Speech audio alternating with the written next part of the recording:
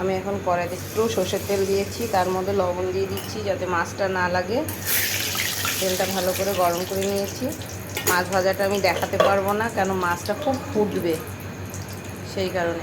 অনেক কষ্ট করে আমি বোয়াল মাছ ভেজেছি, ফুটে ফুটে গা হাত পা ফুটে যাচ্ছিলো, তাই আমি আপনাকে দেখাতে পারছিলাম না। তাই এই যে ভাজা হয়ে গেছে, এখন দেখাচ্ছি।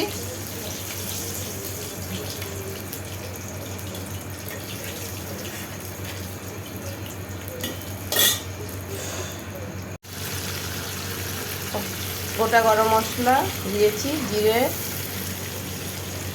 গোটা গরম মশলা, তেজপাতা, জিরে, এলাচ, আর দিয়ে দিলাম আমি পেস্ট, টমেটো আদা যে পেস্টটা করে রেখেছিলাম ওই পেস্টটা।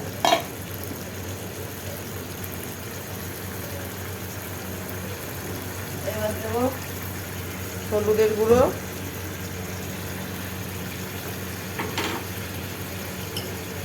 লঙ্কার গুঁড়ো।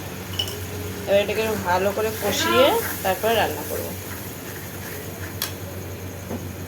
আর মশলাটা কষানো হয়ে গেছে, এই দেখুন কড়াই থেকে তেল ছেড়ে দিয়েছে। এবার আমি গরম জলটা দিচ্ছি।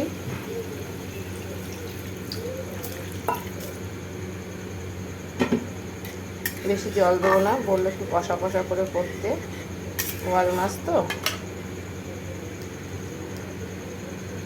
এখন আমি জানি না, কেননা সামনে তো কেটেছিল। টাটকা বোয়াল হলে ঠিক আছে, গরম মশলা টশলা দিয়ে করলে, পেঁয়াজ রসুন না দিয়ে করলেও ভালো লাগে, কিন্তু হচ্ছে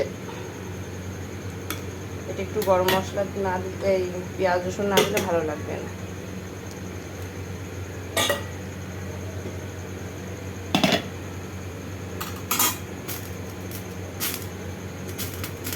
ঝোলটা একটু আসুক। ঝোলটা ফুটে উঠেছে, এবার আমি মাছগুলো ছেড়ে দেবো একটা একটা পিস করে।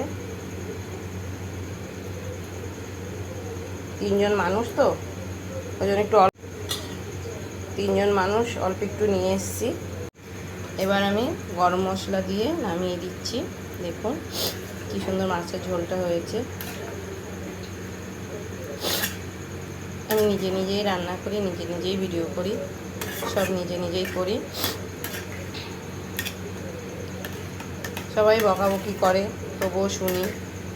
যেদিন নিজে সফল হতে পারবো সেদিন আর কেউ বকবে না। হয়ে গেল আমার মাছের ঝোল, হচ্ছে বোয়াল মাছের।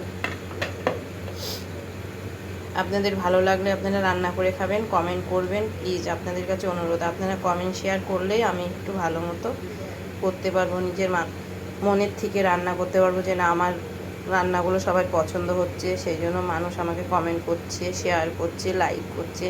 আপনাদের কাছে প্লিজ অনুরোধ, আপনারা লাইক শেয়ার কমেন্ট অবশ্যই করবেন আমাকে, যাতে আমি আনন্দ সহকারে রান্না করতে পারি।